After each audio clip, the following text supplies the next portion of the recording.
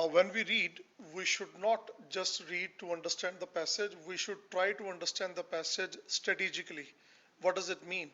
Uh, you will realize this passage, the context is more or less about comparing the size of brain to the size of the body.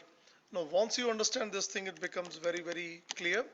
So many questions can be solved. So this is called finding the answer from the context of the story. That's very, very important for us. First question, the dash size. Obviously, we cannot say actual or factual or bigger because we are comparing the size with the to the body. So the answer has to be a relative size, not the actual size. Relative generally means when we measure things, compare things in proportion to something else. So we need to have a comparison. So we do have a comparison of different animals, different brains. So first answer has to be a relative size, not actual or factual. Question number 2, the answer has to be, it says comparing dash species. Again, gross means total, cannot be the answer, won't make sense at all. There is no specific or special or particular species mentioned here. The two close options that qualify here are number 1, between, second is across. Now between is generally when there are two objects or two subjects mentioned. In this case, we have a range of, so the word to be used is across, not between. Let's go to question number 3. Now, if you read question number 3 from here, it says because it's a large beast. Now, whenever we have a cause and effect relation, we use generally three words: because, since, or so. Sometimes we use word as to justify. Now, what does it mean? It means if we already have used this word because, we are not going to use word since. So since is ruled out easily. Also, we will not be using word why to raise a question. There's no question here. So these two options again are easy to remove. Now, either answer will be instead or alternatively. The basic difference is when we say alternatively means there are two options present. You can have either A or B. But when you say instead means one is not available. In place of one, we have option number 2. So in this case, we will use the word instead because it says uh, it's a large beast. Instead, we use what? This index. We don't use simply the size of animals. We use actually this cephalization index to compare.